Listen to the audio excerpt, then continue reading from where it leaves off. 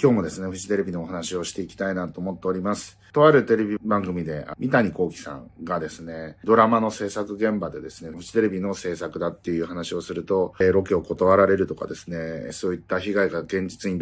出てきているなんていうね、お話をしておられましたが、我々からするとですね、そんな話はお花畑でございまして、かつてですね、2005年に日本放送の株式を過半数買ってですね、最終的にフジテレビを買収するということで、ライブでは頑張っておりましたけれども、その時になんで最終的に断念せざるを得なくなったのかっていうと、実はこれ資金繰りの問題でございまして、ライブでは全然資金繰り困ってなかったんですけれども、とはいえですね、基本的に会社って現金を何十億何百億もですね、預金口座に寝かせておくわけにはいかず、ちゃんとしたそういった余剰資産があったらですね、何らかの形で運用する、何かに投資をしたりとか、証券だったり債券だったり、何らかの形でですね、現金をただ銀行預金に普通預金に置いていくのは本当に素人考えで、何%でもですね、そのお金がちゃんとお金を生むように、ちゃんと ROE とかですね、そういった指標で見られるので、経営者っていうのは常に緊張感を持って自分たちの資産をどれぐらいの割合でですね、利益を出していくのかっていうところを救急と毎日考えなければいけないので、現金で寝かしておくわけじゃないんですね。で、我々が日本総株を買い占めて子会社にした時、何が起きたかというとですね、まず、こんなこと起きるんだと思ったのはリースを止められました。リースってわかりますよね。リース取引って、例えばオリックスとかですね、こういう会社とですね、取引をするわけですけれども、フジテレビと揉めたっていうだけでですね、リース取引、更新が断られるっていうことがですね、どんどん起きてきて、これ長期化すれば、すべてのリース取引、引き上げられるんじゃねえかっていうことで、我々はデータセンターとかですね、そういったものを大規模に運用していた会社なので、たくさんのコンピューターですね、リースで買ってたというか、リースで借りてたわけですけれども、これ、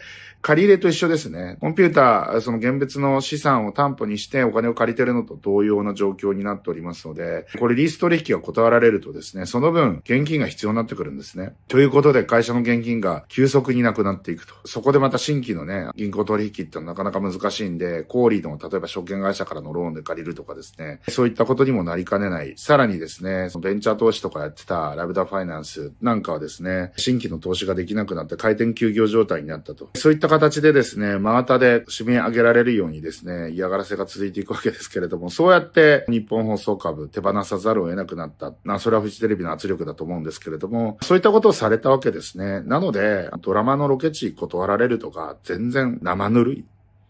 CM のスポンサーもとりあえず AC ジャパンに先仕えたってだけで、まだ新規の取引を切られたわけでも何でもないじゃないですか。全然生ぬるいような状況です。いや、だってこっちはですね、普通に別に犯罪行為をしたわけでも何でもなくて、普通に日本放送株をルールに従って大量取得しただけの話なのに、まるで犯罪をしたかのようにですね、テレビではですね、悪者扱いされて、フジテレビと取引あったタレントを総動員して、ホリエモンは悪だみたいなキャンペーンをめちゃくちゃ張られました。当時のテレビタレントの方々、多分皆さん僕の悪口を言ってたと思いますけれども、そうやって僕は悪者にされていってですね、リース取引も切られて、金の面でどんどん締め上げられた。その結果としてですね、日本放送株、手放すという決断になりましたけれども、フジテレビ、不適切な行為があったと中居正広さん、とですね、その女子社員の間に不適切な行為があったと、そこは認めてるわけですから悪いことしてるわけですよね。悪いことしてる会社が何らそれの再発防止策とかですね、処分を行わない状況でですね、社会的な制裁を受けるのは当たり前の話であって、我々はただ合法的に株を買い集めただけなのに自分たちの立場が危うくなる、自分たちがクビになるかもしれないなんて言ったら何でもしていいんだっていうのが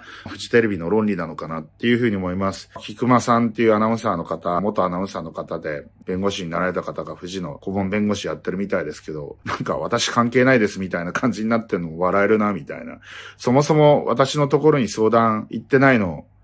来てないんですと。私はこの件に関して相談を受けてないんですってことをばらしちゃっていいの。僕の大体天敵な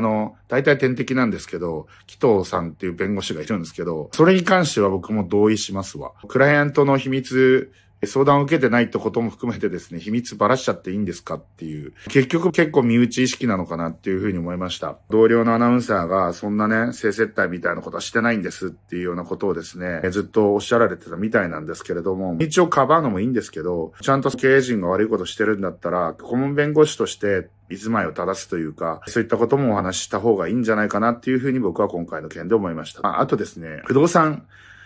フジメディアホールディングス株をですね、買って暴落したらどうするんだみたいな話されてましたけれども、そもそもですね、フジメディアホールディングスって外国人がですね、30% ぐらい株式を持っているらしく、そのうちの 10% は名義書き換えされてないんですよね。そういうような状況なんですけれども、名義書き換えされてないんで、外資いくら買ってもですね、20% の議決権だと、今の現経営陣を退陣させることはできないわけですよね。なんですけど、フジテレビの実態はこれもうバランスシート、BSPL 見ればわかるんですけれども、ほとんど産経ビルの会社なんですよ。で、産経ビルの会社だとしても、それ以外に投資有価証券だったりとか、現預金だったりとか、様々な資産を持ってるわけですけれども、もちろん借り入れもありますけれども、そういったものをさっぴいてですね、純資産倍率ですね、で言っても 0.5 倍を切ってるということで、全部売って借金返して、それでもですね、今の株価の倍分ぐらいの資産を持ってるってことですよ。いや、だからもちろんフジテレビのメディア事業は全く評価されてなくて、株式市場的にはね。現経営陣は、